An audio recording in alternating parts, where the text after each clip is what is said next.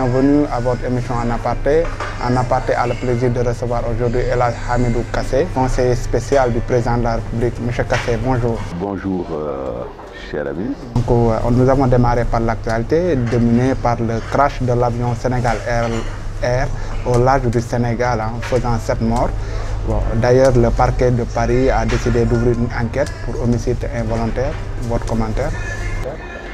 Non, je n'ai peut-être pas de commentaire là-dessus, sauf nous recueillir auprès des défunts, dire toute notre désolation. Ces braves médecins et infirmiers étaient allés chercher une malade. Et cela s'est produit malheureusement en pleine mer. Nous sollicitons de Dieu qu'il les accueille dans ses paradis. D'autre part, on peut se réjouir du fait que les enquêtes ont été diligentées. Le Premier ministre du Sénégal était sur le terrain, ainsi que les autres ministères concernés, mais également des personnalités qui ont une bonne connaissance des activités aéroportuaires de façon générale. C'est tout à fait normal que le parquet de Paris, qui a une compatriote parmi les disparus, diligente une enquête. Et en principe, ils le feront en accord avec les autorités sénégalaises. La lumière sera faite, les responsabilités situées et les leçons tirées de ce drame du début du mois de septembre. Au-delà de ces dispositions prises après coup, est-ce que cela ne pose pas de problème un peu de notre sécurité aérienne de manière générale?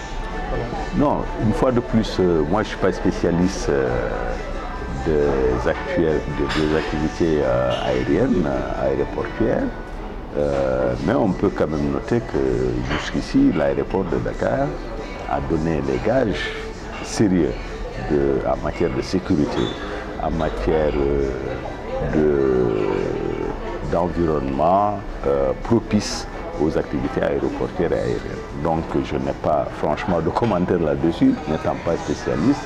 Tout ce qu'on peut demander, c'est que les autorités aéroportuaires redoublent de vigilance, qu'elles soient beaucoup plus vigilantes, beaucoup plus attentives à leur environnement, ce qu'elles font jusqu'ici, mais en matière de sécurité, ce n'est jamais trop. Voilà. Le chef de l'État a la mission de faire du Sénégal un pays émergent. Est-ce que réellement, au regard de l'environnement économique, nous avons les moyens d'atteindre cet objectif? Bon, je pense que si vous avez bien constaté, le président avait un programme qui s'appelle Yoonu Yokkute. Yoonu Yokkute a été tellement mobilisateur que les Sénégalais, à plus de 65%, ont plébiscité le président. Et une fois au pouvoir, le président s'est dit que le Yoonu Yokkute présente quand même quelques problèmes d'identité. C'est plus lié au président Macky Sall, plus lié à l'APR, à Macky 2012. Et donc ça peut créer un biais pour la mobilisation de tous les citoyens. Et il fallait donc aller vers l'élaboration d'un plan qui implique l'ensemble des composantes de la nation pour que ce ne soit pas simplement le programme d'un parti ou d'un homme. Et c'est pourquoi le plan Sénégal émergent a été une synthèse dynamique enrichie de plusieurs autres apports avec ce que nous avons trouvé. Et ce que nous avons trouvé, je veux dire les documents comme le DRSP, le document de stratégie de lutte contre la pauvreté, la stratégie nationale pour le développement économique et social, des documents publics qui ont été exploités pour en tirer le meilleur, mais également il a été exploité des documents comme le programme du candidat Ibrahim Fall, du candidat Moustapha Niasse, du candidat Ousmane Tanor Dieng, du candidat Idriss Seck, etc., etc. Et d'autres documents. Il y a eu plus de 136 documents qui ont été utilisés pour, en partant également du fondement que constitue plutôt Youni Yokouté, avoir le plan Sénégal émergent. Et ce sont des fonctionnaires sénégalais au nombre de 200 environ qui ont organisé plus de 150 entretiens, n'est-ce pas, qui ont élaboré, n'est-ce pas, ce programme-là. Et ce programme a été présenté à Paris, à la communauté des bailleurs de fonds, il y a un peu plus d'1 an, qui l'ont plébiscité. C'est-à-dire que non seulement les partenaires privés et publics ont reconnu la pertinence de ce plan Sénégal émergent, mais ils se sont financièrement engagés. Et là où on était dans des objectifs dans des objectifs financiers réalistes, les bailleurs de fonds se sont engagés à des niveaux extrêmement élevés. Aujourd'hui, quel est le niveau de mobilisation des fonds? Bon, le niveau de mobilisation, jusqu'à dernière évaluation par le ministère de l'économie et des finances, ils étaient à plus de 34%. Ce qui est tout à fait réaliste, raisonnable, ce qui est tout à fait honorable plutôt, compte tenu du délai entre janvier 2014 et il y a quelque chose comme 6 mois, à moins d'1 an, ils étaient à plus de 34%, ce qui est tout à fait appréciable. Mais le président a également créé et renforcé des instruments internes de mobilisation de ressources pour financer le développement.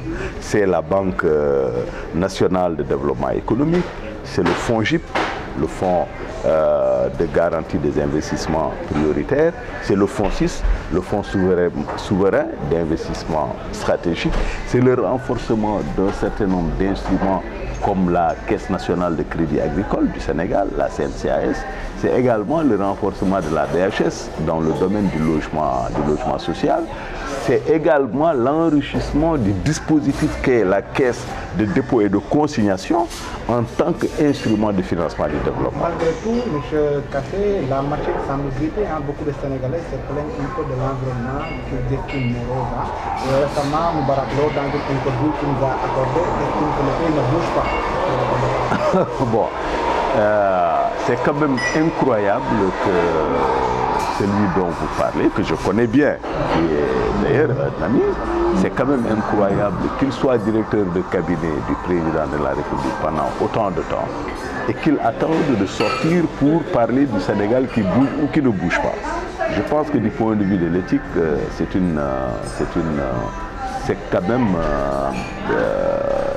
des sorties qui n'ont pas forcément l'auteur, premièrement. Deuxièmement, c'est quoi bouger? Mais lorsque, dans le secteur agricole, notamment en matière d'autosuffisance en riz, autant d'efforts se font, on récolte plus de 500 000 tonnes de riz paddy sur un objectif à l'horizon 2017-2018 de 1 600 000 tonnes, est-ce qu'on peut dire que ça ne bouge pas? Si dans le domaine industriel, je vous donne simplement des exemples, le président appuie la relance de la société de textile, la société sénégalaise textile de notre compatriote Ibrahim Mamadou Fall à Thiès, qui a repris plus de 300 employés et qui est dans une perspective d'extension, n'est-ce pas, de diversification de la filière textile, qui croule aujourd'hui sous la demande de plus de 3000 Sénégalais qui sont prêts, n'est-ce pas, à s'investir dans cette diversification. On ne peut pas dire que ça ne bouge pas. Alors, maintenant, il y a évidemment, on ne peut pas, en 3 ans, nous demander de changer complètement la donne. Et pour changer, mais nous sommes dans cette voie-là, pour la bonne et simple raison que le premier levier du plan Sénégal émergent, c'est quand même la transformation structurelle des bases de l'économie sénégalaise. Ça veut dire quoi? Ça veut dire que si vous ne mécanisez pas l'agriculture, si vous ne créez pas les conditions d'un accès à l'eau de production, si vous n'accordez pas suffisamment d'importance pour que les producteurs accèdent au crédit, etc., vous ne pouvez pas changer la structure de l'économie sénégalaise. Et nous sommes dans cette perspective-là. Monsieur Kadi, 3 premiers ministres en 3 ans, est-ce qu'on n'a pas l'impression que le président se cherche stratégie? Mais non, ce n'est pas se chercher. Le président est dans une trajectoire de performance. Tous les premiers ministres qui sont passés sont extrêmement compétents, valables. Il se trouve juste que le président s'inscrit dans des séquences. Chaque premier ministre a eu une mission bien déterminée. Et donc nous sommes dans cette perspective-là. Ça n'a rien à voir avec le fait de se rechercher. C'est juste que à chaque fois que le président prend un premier ministre ou bien un directeur de cabinet ou un ministre, c'est pour des missions déterminées. Mais lorsque la mission s'épuise, évidemment, il faut quelqu'un qui vienne prendre la relève pour accomplir une autre mission. Voilà. C'est aussi simple que cela. On parle de plus en plus de remaniement. Hein. Est-ce que vous pensez que c'est urgent? Bon, c'est le président de la République qui est le seul habilité à apprécier l'opportunité ou non d'un remaniement. Donc je ne peux pas faire de commentaires par rapport à ça. L'opposition sénégalaise est de plus en plus agressive sur le plan de communication face à un pouvoir plus ou moins absent. Comment expliquez-vous cette? Non, le pouvoir est très bien présent. Le seul problème, c'est que cette opposition-là n'a que 2 combats. La libération de Karim Wade et la démission du ministre de l'Intérieur. D'ailleurs, la démission du ministre de l'Intérieur est venue après. Le seul objectif, le seul discours, le seul programme de cette opposition, c'était la libération de Karim Wade. Ils se sont accrochés à l'avis du groupe de travail des Nations Unies, de la commission, plutôt du Conseil des droits de l'homme des Nations Unies. Mais malheureusement, ils sentent que ce n'est pas le bon bout. Et donc, ils sont de plus en plus en train de glisser vers la démission du ministre de l'Intérieur. Or, c'est le ministre de l'Intérieur, Souad, qui était un militant fervent du Parti démocratique sénégalais, qui a organisé les élections en 2012. Wade a perdu. C'est également Abdoulaye Daouda Diallo qui a organisé les locales récemment de 2014. Pourtant, la paire a perdu dans des villes très importantes comme Thiès, comme Ziguinchor, comme Dakar. Donc c'est un faux problème. C'est-à-dire que nous pensons que l'opposition aujourd'hui n'a pas de discours, n'a pas d'énoncé fort sur les questions économiques, sur les questions sociales, sur les questions culturelles, des questions qui interpellent tout le monde, qui intéressent les Sénégalais. Mais sinon, c'est des combats, ils sont dans des combats dérisoires. Voilà. Donc, on va... et je dirais que également, c'est tout à fait normal qu'ils soient dans les médias pour s'agiter pendant que nous sommes sur le terrain. Être sur le terrain aujourd'hui, c'est mettre en œuvre le plan décennal de lutte contre les inondations, malgré les difficultés dans la banlieue. Et les autorités sont en train, sur le terrain, d'apporter des solutions concrètes à cette difficulté auxquelles les populations sont confrontées. Être sur le terrain, c'est également aller vers les producteurs, comme le ministre de l'Agriculture est en train de le faire, pour réunir les conditions de la transformation de notre agriculture qui va conditionner la transformation de l'économie sénégalaise. Voilà, donc par ailleurs, Benno Bokk Yakaar connaît souvent des remous liés à des prises de position. Par exemple, votre allié, le Parti socialiste, a réaffirmé sa volonté de présenter un candidat, la gauche qui essaie de se réorganiser. Comment appréciez-vous tout ça? Bon, d'abord le Parti socialiste en tant qu'entité autonome est libre de présenter un candidat. Nous souhaitons que le candidat du Parti socialiste soit le président Macky Sall pour au moins 2 raisons. La première raison, c'est que nous avons aujourd'hui une convergence de vues sur ce qu'il y a lieu de faire. Et nous avons eu un compagnonnage sans arrêt depuis 2012 jusqu'à présent. Et donc, à quelques encablures des élections, que ce soit 2017 ou 2019, il est important que le Parti socialiste, l'APR et les autres composantes de Benno construisent une alliance solide, si tant est que ce sont les intérêts du pays qui nous engagent, qui nous font bouger. Nous pouvons aller ensemble, gagner ensemble, continuer à gérer ensemble ce pays-là. Oui, mais par exemple, est-ce que, contrairement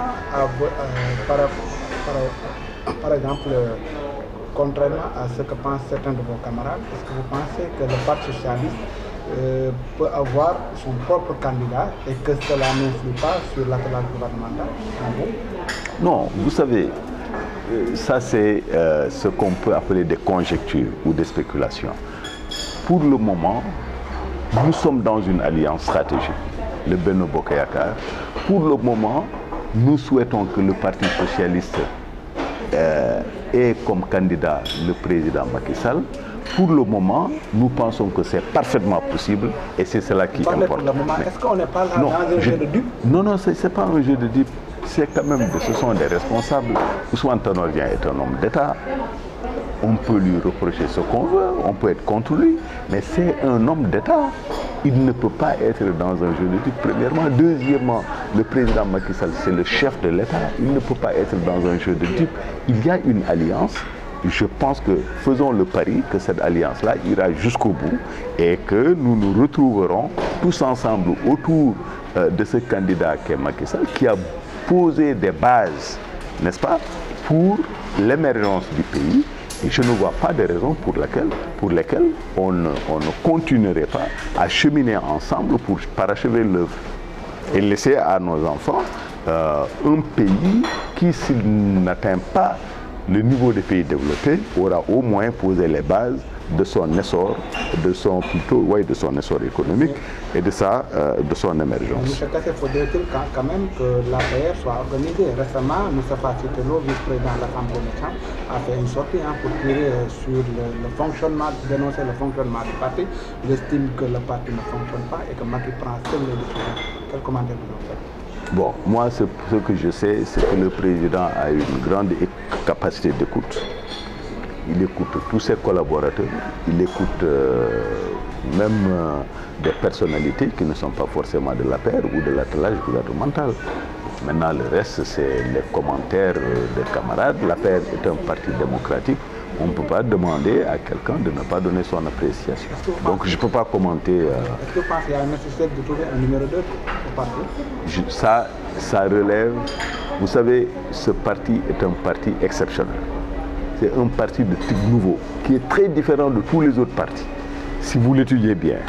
Et de ce point de vue, ce n'est pas un parti figé, ce n'est pas un parti classique. C'est un parti tout à fait nouveau, à l'image des réseaux sociaux.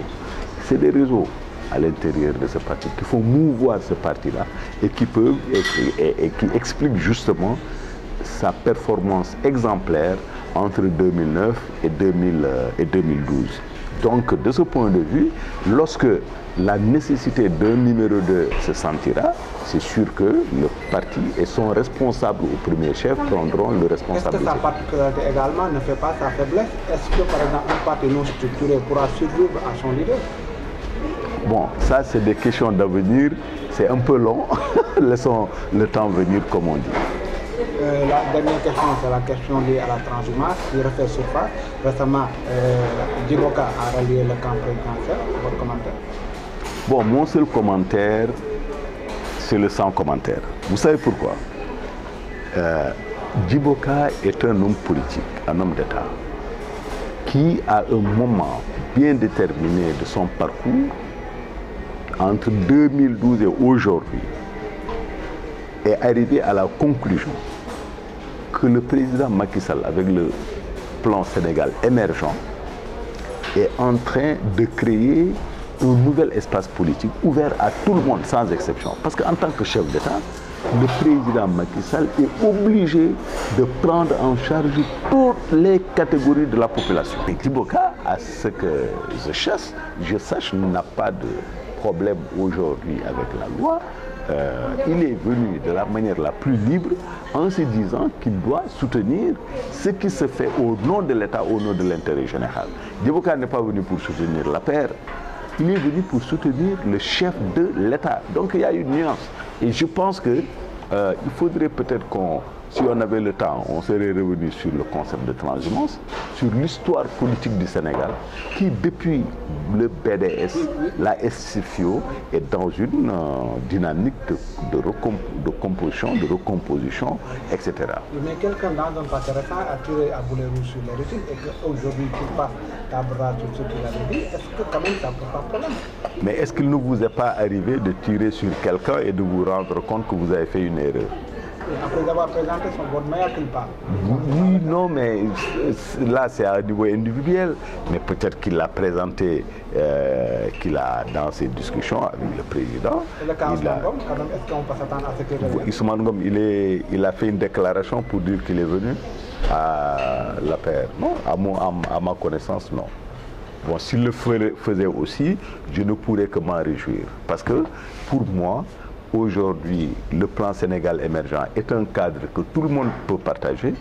J'ai soutenu en septembre 2012, dans les colonnes de votre ancien journal L'Enquête, que même les bastions démocratiques du PDS étaient les bienvenus dans le camp du pouvoir pour qu'on mène ensemble la seule bataille qui vaille, c'est la bataille de l'émergence, la bataille du développement, la bataille du bien-être des populations. Il y a le mérite d'être clair.